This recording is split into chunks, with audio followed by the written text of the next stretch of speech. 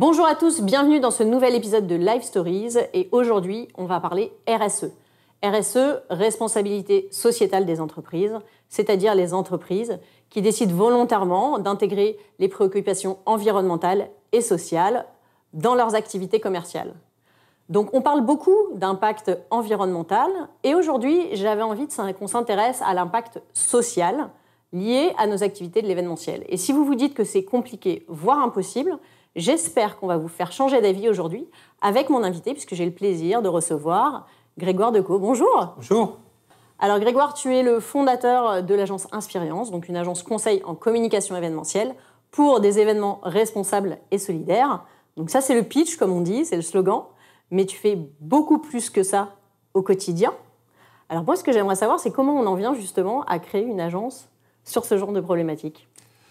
Tu sais, c'est une histoire de parcours, de rencontres et d'envie. D'accord. Moi, j'ai commencé ce métier par une formation de réalisateur de films. Ok. Voilà, il y a bien longtemps maintenant. Et puis, chemin faisant, la rencontre avec les dirigeants aujourd'hui de ce qui est devenu Hopscotch, Okay. Frédéric et Benoît. Ça s'appelait Délire à l'époque.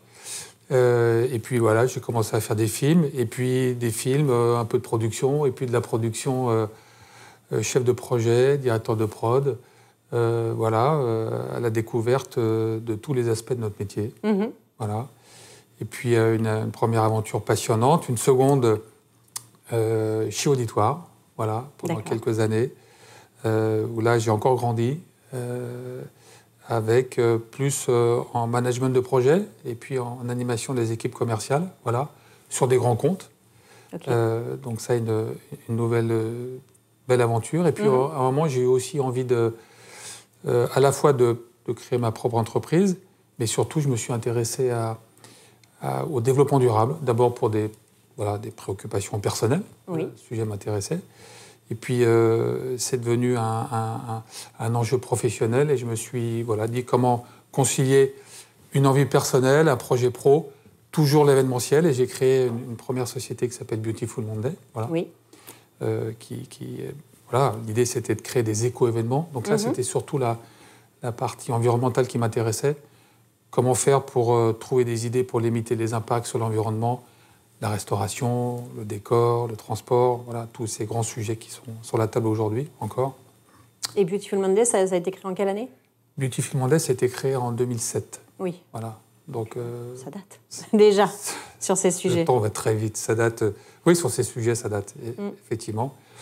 Et puis, chemin faisant, j'ai intégré un groupe de travail qui a aidé l'AFNOR à traduire la norme ISO 26000 pour le secteur de la com. D'accord. Rédiger un guide d'application d'ISO 26000, cette grande norme de la RSE pour le secteur de la com. Voilà, et autour de la table, il y avait la publicité, les équipes de com interne, enfin tout le métier. Et puis, quand on parlait du sujet de la diversité et du handicap, on avait moins de données, moins d'informations, et on voyait que ce sujet avait du mal à sortir, être évalué, et surtout savoir comment trouver des solutions pour travailler sur ce sujet. Et ça m'a intéressé. Voilà. Donc il manquait moi un peu une brique un peu sociale à ce projet environnemental. D'accord. Et donc j'ai revendu Beautiful Monday et créé il y a maintenant quasiment 10 ans, l'année prochaine ça fera 10 ans, Inspirience. D'accord. Voilà. Qui est... notre métier, c'est la com événementielle. Voilà. Plutôt des événements clés en main pour des entreprises, beaucoup sur les sujets de la RSE. Mm-hmm. Le deuxième pilier, c'est que nous sommes une entreprise adaptée, donc je vais en redire un petit mot après, mais l'idée, c'est d'inclure des personnes en situation de handicap dans une entreprise et dans le métier de la com événementielle. Et puis, on a toujours un engagement d'essayer toujours de trouver des solutions pour limiter les impacts sur l'environnement. Voilà. D'accord. C'est notre positionnement particulier. Votre spécificité. Spécificité, c'est dire ça. Comme ça. Donc pouvoir accompagner la filière dans ces problématiques effectivement d'impact environnemental, bien évidemment, mais en même temps en allant beaucoup plus loin et en étant quelque part un peu un exemple dans ce que tu fais, puisque aujourd'hui vous accompagnez ce changement, mais vous en êtes aussi acteur, puisque ce que tu disais, c'est que vous êtes devenu entreprise adaptée. En fait, on est une entreprise adaptée, c'est une entreprise comme les autres et en même temps différente. Alors, comme les autres, parce que C'est une entreprise à but commercial. Voilà. On doit, pour vivre, exister, avoir un métier, exercer un métier. Et puis, vraiment différente parce qu'on a une obligation d'emploi, nous, qui est d'avoir minimum 55% de travailleurs handicapés dans notre entreprise. On a un contrat avec l'État qui est renouvelé tous les 5 ans. Ce qui fait que voilà, c'est notre engagement, c'est notre fil rouge, c'est notre ADN. Voilà. Alors, on a, à côté d'entreprises adaptées, les structures sont peut-être plus connues, qui sont les ESAT, qui sont des structures médico-sociales. Mais nous sommes des acteurs économiques à part entière. Voilà. D'accord.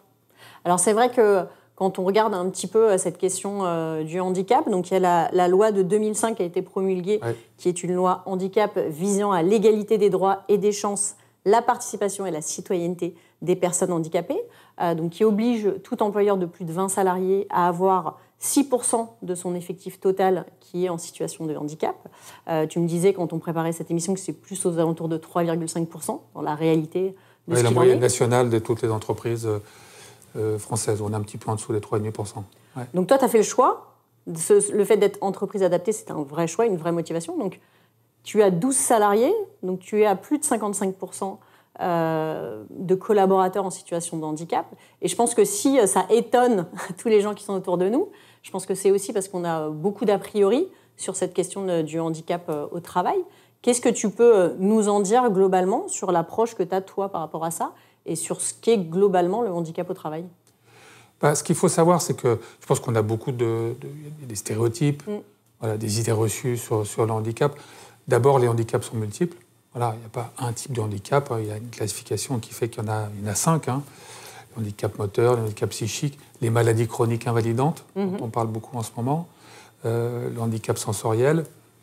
Et donc, voilà, quand on parle de handicap, il y a vraiment d'abord différents types de handicap. C'est un sujet majeur en France, chez nous, puisqu'il y a plus de 12 millions de personnes qui sont en situation de handicap en France, donc c'est considérable. Et c'est un impact dans le travail, parce qu'une des grandes difficultés aujourd'hui des personnes en situation de handicap, c'est d'accéder à des qualifications supérieures, à des niveaux d'études supérieures, pour pouvoir ensuite postuler à des emplois comme toute autre personne. Donc ça, c'est un sujet qui est vraiment central. Et puis, dans notre métier, et puis globalement, il y a des stéréotypes. Alors on se dit toujours, ah oui, mais je vais recruter une personne handicapée, elle va travailler moins vite. Ça va me coûter plus cher, ce qui est totalement faux. La qualité ne sera pas au niveau. Aujourd'hui, il faut savoir qu'il y a des entreprises adaptées qui sont sous-traitants d'Airbus, qui travaillent sur des écoles de pilotage de drones. Donc aujourd'hui, je veux dire, c'est un sujet, la qualité qui n'est pas du tout la vérité. Donc moi, ce qui m'intéresse, c'est l'aspect inclusif des choses. C'est pas de minimiser des difficultés. Voilà. Ces personnes ont des difficultés, voilà. Mais c'est plutôt d'essayer de créer... Alors, une entreprise adaptée, c'est son job, c'est sa mission principale. Voilà. C'est d'une part de créer une activité qui va permettre d'embaucher des personnes qui sont éloignées de l'emploi, de les faire monter en compétences et de leur créer un avenir professionnel. Et puis il y a un deuxième volet assez récent des entreprises adaptées. Nous sommes un acteur de l'inclusion parce qu'on a créé des dispositifs expérimentaux comme le CDD tremplin, l'entreprise adaptée de travail temporaire, on y reviendra peut-être tout à l'heure, qui sont des passerelles, voilà, aujourd'hui, où en fait, des personnes, on leur crée un parcours dans l'entreprise adaptée. Chez Inspiras, on a créé un parcours de chargé de production pour qu'au bout d'1 an ou 2, ces personnes puissent postuler vers ce qu'on appelle une sortie positive dans le secteur ordinaire, donc aller postuler dans des grandes agences de communication. Voilà. Et donc ça, c'est un chantier qu'on a actuellement. Donc il y a vraiment une double mission aujourd'hui de l'entreprise adaptée. D'accord. Et ce qui est intéressant, c'est ce que tu disais tout à l'heure, c'est-à-dire qu'il n'y a pas un sujet de qualité. C'est-à-dire qu'aujourd'hui, toi, ton agence accompagne des grands clients. Tu peux nous donner des exemples d'événements que tu produis pour qu'on se rende compte effectivement de... Écoute, on produit, on a fait il y a 3 semaines dans l'université du réseau des référents handicap de la GFIP. C'est 2 jours de manifestations à Bordeaux, des rencontres, une grosse logistique, une cérémonie de remise des prix pour le prix activateur de progrès. Sur un autre sujet, on a fait il y a quelques semaines l'Assemblée générale de l'UNADEV, l'Union des aveugles et déficients visuels. On a fait les cérémonies des vœux de JRT Gaz, donc un gros événement dans 4 villes en France. On a travaillé pour Action sur un événement destiné à des cibles externes. Donc c'est assez varié ce que l'on fait. Pour moitié, ce sont quand même des événements qui sont liés à un engagement, la RSE. Bien sûr. Mais c'est intéressant aussi de monter sur des événements plus complexes pour essayer de former et de montrer à des personnes éloignées de l'emploi ce que c'est que notre métier. Voilà. D'accord. Alors comment ça se passe? Parce que là, on a la vision client et produit fini avec l'événement. Comment ça se passe au quotidien dans l'agence, puisque du coup, plus de la moitié de tes équipes sont en situation de handicap. Ouais. Quel poste ils occupent? Comment tu gères justement cette équipe? Alors on gère, je dois dire qu'on apprend tous les jours. Voilà. En fait, c'est comme les autres et vraiment différent dans le fonctionnement. D'abord, il y a des postes qui sont assez bien adaptés. On arrive à s'adapter au handicap des personnes et d'autres un peu moins. C'est vrai que le poste de chef de projet, qui est un peu pivot dans une agence de com événementiel, qui est souvent sous tension. Les horaires sont parfois compliqués. On a une pression qui est la pression inhérente à notre métier. C'est difficile pour certaines personnes en fragilité d'accéder à ce poste-là parce qu'on les met en difficulté. Et je dois dire qu'on a fait des essais qui n'étaient pas très concluants, voilà, dans les deux cas. Et nous, ce qu'on essaie, c'est vraiment d'arriver à trouver l'adéquation entre le handicap de la personne et un poste qu'on peut mettre en face. Il y a des postes, donc chez nous, on a des chefs de projet, chargés de prod, graphistes, web designers et une partie administrative et commerciale.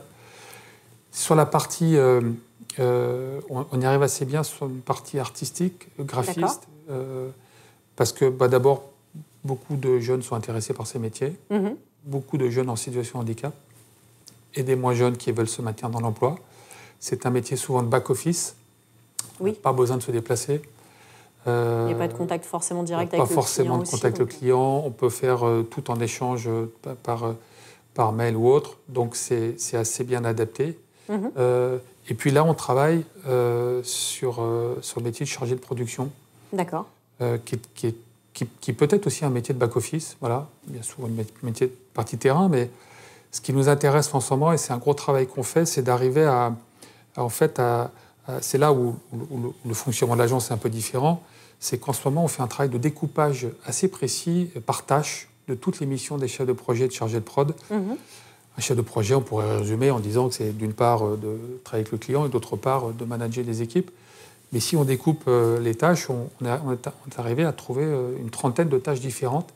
Et en fait, en affinant comme ça, on peut quand même arriver à identifier des postes, des tâches qu'une personne en situation de handicap pourrait prendre en charge. D'accord. Exemple, dans un poste de directeur de prod ou de chargé de prod, établir la feuille de service, c'est-à-dire aller faire la liste de contacts, puis ensuite de mettre l'agenda dans la feuille de service, les plannings, ainsi de suite. On s'est rendu compte que ça pouvait très bien être adapté à une personne qui connaît d'une part pas forcément tout notre métier, mais qui n'a pas envie et n'est pas en capacité de faire ni du terrain, ni une relation client. Voilà. D'accord. Donc c'est pour ça que... on tâtonne, hein, on essaye. C'est vraiment, on est dans une expérimentation assez perpétuelle en fait dans l'entreprise adaptée. On essaie des choses. On n'a pas la science infuse, voilà. Mais tu me disais aussi toutes les missions de recherche de lieux, recherche de prestataires. Exactement. Ça, c'est des choses qui en vrai. Voilà. En fait, alors ça on en parlera peut-être après, mais c'est le découpage qu'on a fait pour le CDD tremplin, en fait, qui est un niveau dispositif. Alors là, c'est des tremplins, c'est un peu autre chose. On voit arriver, nous, des personnes qui n'ont pas forcément envie de faire de la com événementielle, mais qui ont d'abord envie de travailler. Oui. C'est une constante aussi pour une personne handicapée. Voilà, quand on sort d'études classiques, quand on a la chance de pouvoir faire des études assez loin, en fait, on a une idée de son métier, et puis on va postuler pile poil sur le job que l'on veut.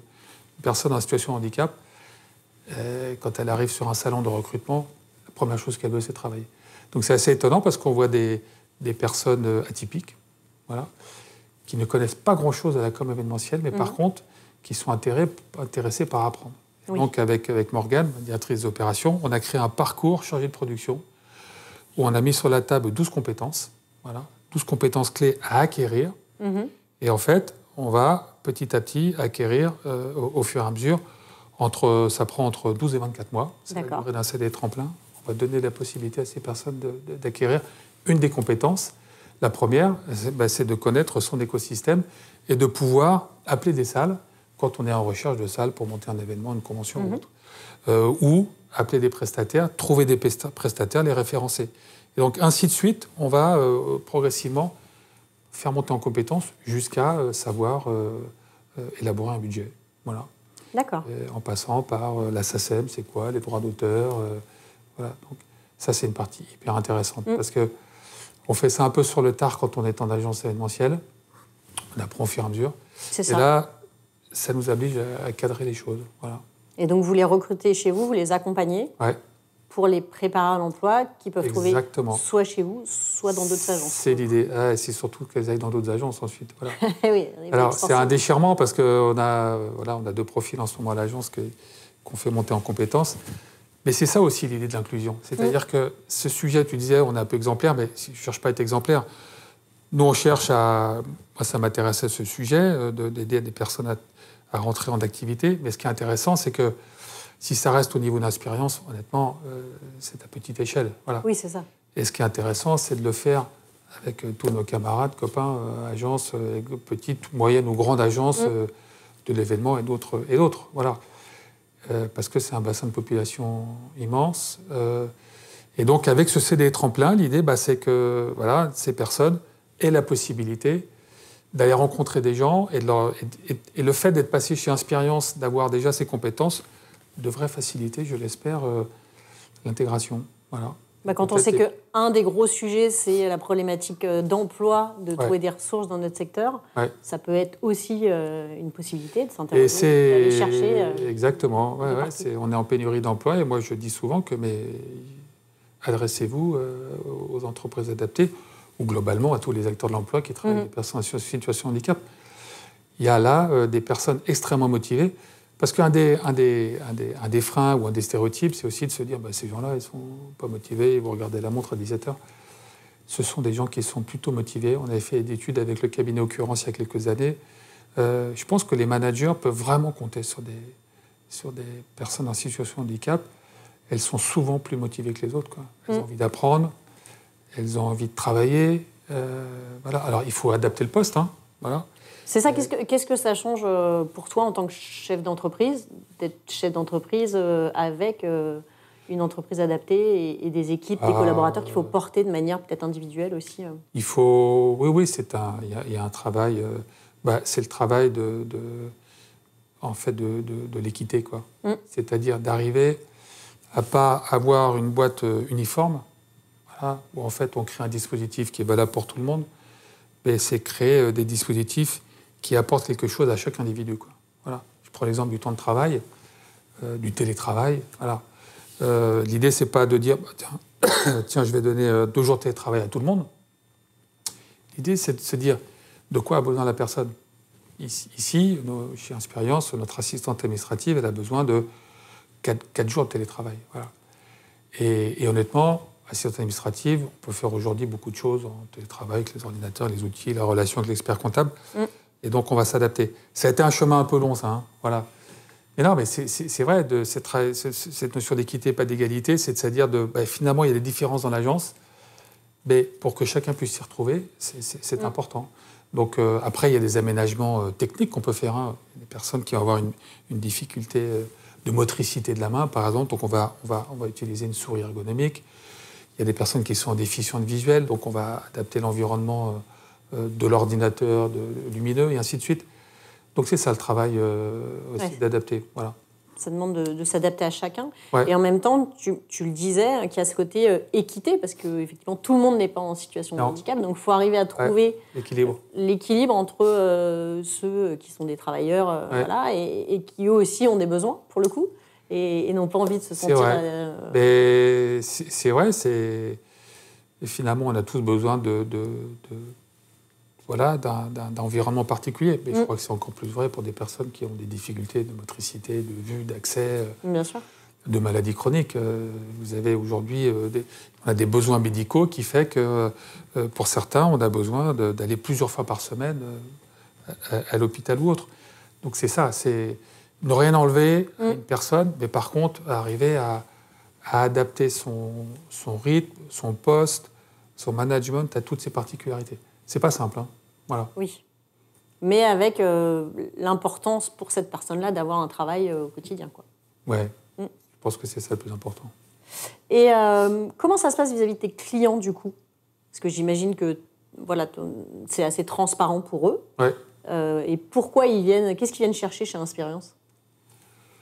Bah, je pense qu'ils viennent chercher plusieurs choses. Alors, certaines viennent chercher au début, hein, il y a quelques années. On était surtout interrogés par les missions handicap des grandes entreprises.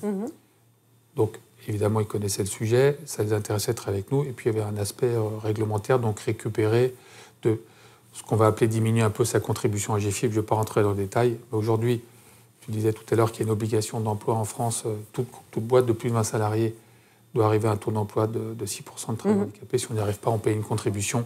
Il y a un mécanisme qui a évolué ces dernières années. Mais voilà, pour faire baisser cette contribution, il y a quelques années, travailler avec les entreprises adaptées, ça permet donc il y avait un intérêt financier. Ouais. C'est un peu moins vrai en ce moment, mais ça l'est toujours un peu. Maintenant, on vient nous chercher parce que je pense qu'on porte des valeurs, on apporte du sens. On incarne les RSE. Voilà. Nous sommes une entreprise qui incarne les RSE. On est entreprise adaptée, on est agréé ESUS. Et donc, on incarne ça et on apporte ça chez nos clients. Je pense qu'on apporte du sens aussi. Bien sûr. Et puis, de plus en plus, je pense qu'on montre qu'un modèle est différent et possible. Voilà.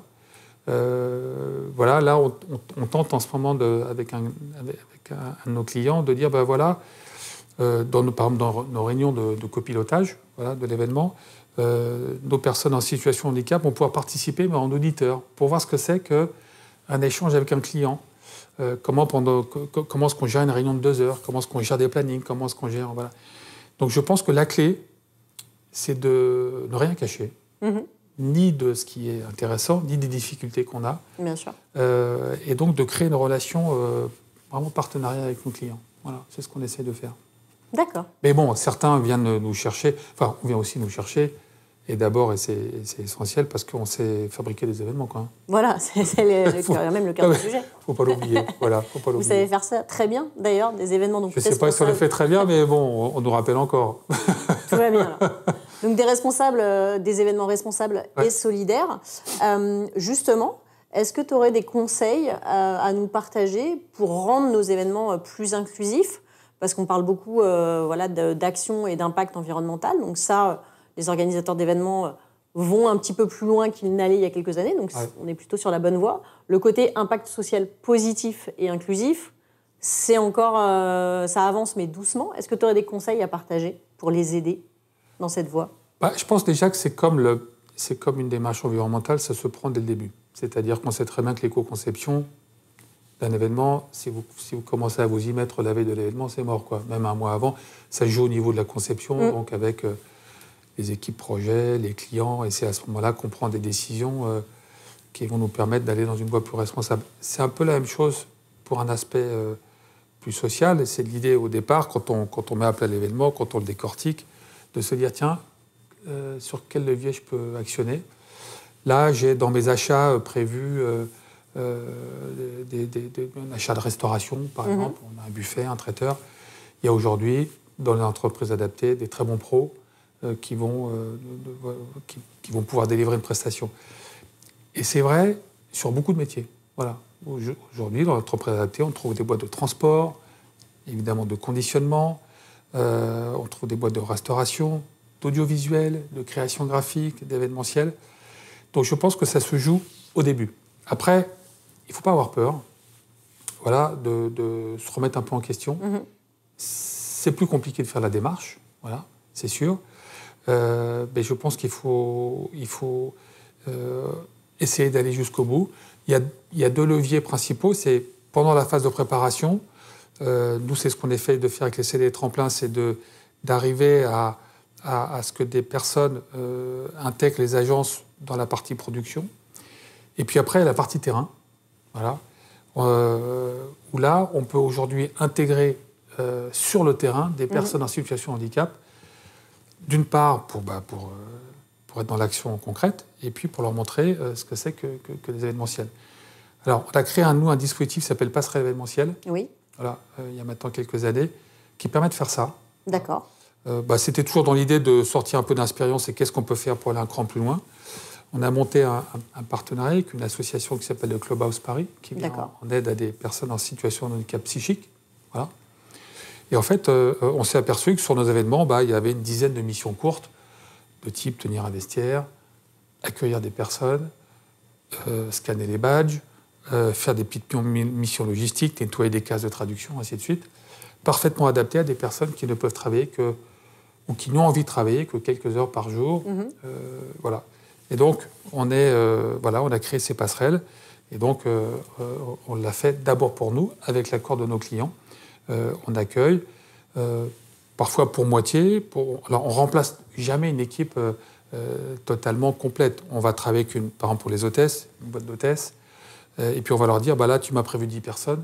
Est-ce que tu acceptes d'en retirer 2 ? Et on va prendre 2 personnes en situation de handicap qu'on va mettre dans votre équipe, sous votre encadrement pour faire le job. Et ça, c'est vachement intéressant parce que là, on est encore une fois dans l'inclusion. On l'a fait pour nous et puis des agences nous accompagnent là-dedans, comme Auditoire, comme GN Event, et j'espère d'autres demain. Et aussi pour des clients qui nous accompagnent là-dedans. Donc, c'est un dispositif. Là, sur les 2 dernières années, on a accompagné, je crois, quasiment une vingtaine de personnes pour plus de 30 missions. Oui. Et donc ça, c'est un projet qu'on veut amplifier. Voilà. Parce que ça permet de montrer à des équipes de prod classiques que c'est possible. Oui, et puis quelque part, le fait de travailler avec l'écosystème, c'est ce que tu expliquais, de dire, l'agence d'hôtesse aussi, j'imagine que vous les avez sensibilisés à ça, et ils sont partie prenante. Il y a un sujet d'aller sensibiliser et intégrer l'ensemble des prestataires. Tout à fait, c'est exactement ça. Et les régisseurs, voilà. On a vu des belles expériences où un régisseur acceptait et puis finalement d'être investi, ça l'intéressait d'expliquer c'était quoi son métier, c'est quoi la première chose quand on arrive dans une salle le matin, mettre en place la table régie, aller checker que tout est en place et puis d'expliquer au fur et à mesure son métier. On est entre la sensibilisation, la formation et l'inclusion. Voilà. C'est d'arriver à trouver le mélange. Le bon mix. Le bon mélange, tout à fait, pour une fois de plus casser les idées reçues et rentrer dans un mood positif. Ce que je comprends, c'est qu'effectivement, tu agis localement et puis l'objectif, c'est d'avoir un impact beaucoup plus large aussi sur la filière. Tu me disais que tu as travaillé sur un guide de l'employeur inclusif il y a peu de temps et qui est sorti la semaine dernière à l'occasion du salon Inclusivité. Donc, c'est un guide que tu as rédigé avec Nicolas Turpin, qui est le fondateur de l'agence ECO. Et c'est un guide qui est édité par l'événement. Est-ce que tu peux nous raconter quel est l'intérêt de ce guide et ce que vous avez voulu mettre dedans ? Oui, donc là, on est dans le cadre de l'association L'événement. Alors, je ne suis pas tout seul, hein. On est une petite dizaine à avoir travaillé sur ce guide. D'accord. Sous l'impulsion de Nicolas. Moi, j'ai essayé de coordonner tout ça. L'idée, c'est d'avoir un guide qui montre et qui donne surtout des outils pratiques pour les employeurs de l'événementiel, les agences, les patrons d'agences, mais pas que les patrons d'agences, toutes les équipes. C'est d'expliquer concrètement c'est quoi le handicap, quels sont les enjeux, les stéréotypes, et puis surtout de parler de ce parcours dans l'emploi, comment accueillir une personne, comment recruter, qui est un vrai sujet. Bien sûr. Commençons par là. On commence par là, comment recruter, comment faire une fiche de mission, une fiche de poste, où s'adresser, les bons réseaux, comment accueillir la personne, comment sensibiliser les managers, comment leur expliquer ce que va être le travail, comment maintenir dans l'emploi, parce qu'il y a aussi ce sujet-là, on parle beaucoup d'accès à l'emploi, mais la maintien, quand vous avez dans notre métier, comme moi, passé largement la cinquantaine, non mais c'est un sujet, qui est un sujet de société, hein. Comment est-ce qu'on peut durer dans ce métier quand on a été fatigué, parce qu'il y a aussi c'est un métier qui peut user, comment est-ce qu'on peut maintenir dans l'emploi, les filières de recrutement, d'accompagnement, donc c'est vraiment un guide pratique. On va parler des entreprises adaptées, des ESAT, on a parlé des entreprises adaptées, des ESAT, on donne des tips, comment appeler, quelle personne, donc c'est un guide pratique voilà, qui ne se veut pas exhaustif, hein, voilà, mais c'est un premier pas pour entrer dans l'inclusion dans le monde des agences événementielles. D'accord, ok. Donc, le lien sera disponible dans la description de l'épisode, comme ça tous ceux qui veulent lire ce guide, ça sera ouvert. Comme tu le disais, ça fait du coup un peu plus de 10 ans que tu agis sur cette question de l'inclusion dans l'événementiel. Comment tu trouves aujourd'hui notre filière ? Est-ce que tu penses qu'on évolue dans le bon sens ? Comment ça avance d'après toi ? Oui, ça avance toujours dans le bon sens. Voilà, là, je pense qu'on avance dans le bon sens. On part de loin, hein. C'est ça. La question, c'est la rapidité de l'avancement. Oui, mais je pense que c'est comme sur le sujet environnemental. Il y a 15 ans, on partait très loin. Aujourd'hui, le sujet de l'inclusion, le sujet de la mixité, le sujet d'ouvrir nos agences à des profils différents est sur la table. Il y a beaucoup de travail à faire. Voilà. Alors, je ne dis pas que tout est possible, parce que je pense que le métier d'événementiel est un métier très dur, très exigeant. La partie terrain est quand même parfois très compliquée. Beaucoup de déplacements, beaucoup de transports, beaucoup de... Voilà. Mais je pense que dans nos agences, il y a, si on fait un vrai travail d'identifier toutes nos missions, nos tâches quotidiennes, il y a vraiment une possibilité d'aller chercher des profils qui sont différents, qui vont nous apporter d'autres choses. Voilà. Et je pense qu'on en est là, quoi. Il faut vraiment accepter ce premier pas et en retour, on a beaucoup de positifs. Voilà. Je pense que ce côté mixité, on n'en parle pas assez, mais il y a un côté gagnant-gagnant aussi, où les équipes, plus elles vont être mixtes, plus elles vont s'enrichir. Et je pense que voilà, travailler en contact avec des personnes en situation de handicap, ce n'est pas forcément uniquement une problématique. Ça peut être aussi hyper enrichissant. Et j'imagine qu'au quotidien, à l'agence, c'est des choses que tu vois. Oui, non, c'est enrichissant. C'est vrai que nous, les agences, alors, je parle des agences parisiennes, sont assez mono. Je ne sais pas comment on pourrait dire ça, mais... monotypées. Oui, monotypées. Les filières de recrutement sont un peu toujours les mêmes. On va aller prendre des personnes qui sont bien formées dans des écoles de com ou autres. Et donc, ce sont des personnes qui ont une facilité, mais ça donne une couleur assez identique. Moi, je pense qu'on a tout à gagner à aller prendre des profils, notamment en situation de handicap. Ça va challenger beaucoup de choses. Hein. Ça va challenger les rythmes de production, les plannings, le temps de travail, les rapports. Et ça apporte beaucoup de choses. Et je pense c'est intéressant de se confronter à des gens différents de nous. Voilà. Oui, tout à fait. Et de nous adapter au handicap. Et eux vont nous apporter des choses, des particularités, des singularités qui sont intéressantes, notamment dans un monde de la création. Voilà. Donc je pense vraiment qu'on a tous à y gagner sur ce sujet-là. Et on parlait tout à l'heure de l'ESS, donc les entreprises sociales et solidaires. Aujourd'hui, avec Paris 2024, ça a quand même, j'imagine, fait évoluer ce sujet-là, puisqu'il y a quand même une partie des appels d'offres qui ont l'objectif de faire travailler les entreprises sociales et solidaires. Est-ce que tu penses que ça va potentiellement changer durablement l'approche des grandes marques et des entreprises sur le sujet ? J'espère. Je pense que ça va changer le regard. En tout cas, on sait très bien que les Jeux, notamment les Jeux paralympiques, il y a un aspect militant là-dedans. C'est-à-dire que autant les Jeux olympiques sont d'abord un défi sportif d'athlètes qui vont venir se mesurer, je pense qu'il y a un truc en plus sur les Jeux paralympiques. Et là, sur l'emploi, je pense que les organisateurs, l'État, la Ville de Paris ont mis la barre très haut, hein, puisque voilà, on veut des jeux très inclusifs. Voilà. Donc on a au début là, des appels d'offres qui vont permettre ça. J'espère que on monte sur des appels d'offres avec les grandes agences du secteur. J'espère qu'il y aura beaucoup de choses au bout, beaucoup de contrats signés. Voilà. On va être face à une difficulté, c'est le recrutement aussi. Voilà.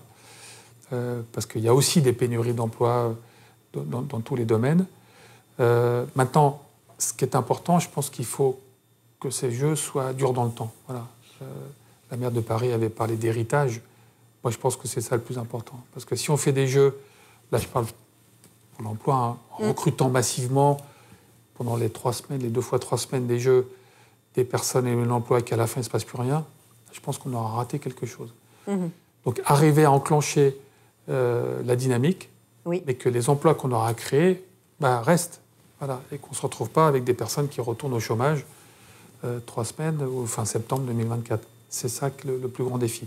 Donc à la fois de créer les conditions pour que ces personnes aient un job Et secondement, que ces personnes à qui on aura créé un job ne soient pas sur le carreau dès que les jeux seront finis. Voilà. Oui, qu'ils puissent ou capitaliser sur cette expérience pour pouvoir tout à retourner vers d'autres emplois potentiellement. Voilà, et puis que du coup, ces gens qu'on aura formés, ils riguent et aillent travailler dans le secteur. Voilà. Très bien. Si tu avais un souhait à émettre pour notre filière, pour les 5 prochaines années, quel serait-il ? Si j'ai un souhait, c'est de transformer la difficulté en opportunité. Voilà. D'accord. C'est à la fois pour nous, agences, et à la fois pour ceux qui cherchent un job. C'est-à-dire d'arriver à vraiment créer les conditions de l'inclusion. Aujourd'hui, il y a, je parle pour moi, des entreprises adaptées, des agences de com. Il faut vraiment qu'on arrive à travailler ensemble pour réussir cette inclusion, pour qu'on soit tous dans la même maison. Parce que finalement, c'est ça l'idée. Hein. C'est qu'on arrive à créer des maisons communes où, quel que soit notre handicap ou notre singularité, on arrive à travailler ensemble, sans minimiser les difficultés. Mais c'est mon souhait. Et honnêtement, je pense qu'on a tous à y gagner là-dedans. Hein. Nous, agences, chefs d'entreprise, équipes, salariés d'agences de communication. Alors, je parle beaucoup d'agences, mais je n'oublie pas la filière qui est derrière. Beaucoup de travail a été fait, notamment du côté des prestataires. Bien sûr. Donc là, je parle de la filière. Et puis, on a tous à y gagner pour des personnes éloignées de l'emploi. Voilà. Donc, c'est un vrai travail qui a du sens et qui permet de positionner nos agences à la fois comme des créateurs d'événements réussis et à la fois comme des acteurs de la RSE et des acteurs qui sont bien positionnés dans leur temps. Quoi. Voilà. Je crois que l'événementiel, aujourd'hui, on a envie qu'il rayonne par sa créativité, comme il a toujours fait. Ouais. Mais en même temps, aussi, désormais, qui rayonne un peu par ses valeurs, en limitant son impact environnemental, et puis aussi en étant peut-être beaucoup plus ouvert sur des valeurs sociales. Oui, c'est l'impact positif. Je pense qu'on est souvent cité, l'événementiel de plus en plus. C'est un métier qui a pris une place importante. Bien sûr. Et donc, je pense qu'on n'a pas un devoir d'exemplarité, mais un peu quand même. Voilà. À la fois sur les enjeux environnementaux, comment lier l'éphémère et le durable, et puis à la fois sur des sujets sociétaux, de relations avec les territoires, et puis des sujets sociaux d'intégration à des personnes qui ont du mal à accéder à nos métiers. Voilà. Donc je pense que cet impact positif, il est très important.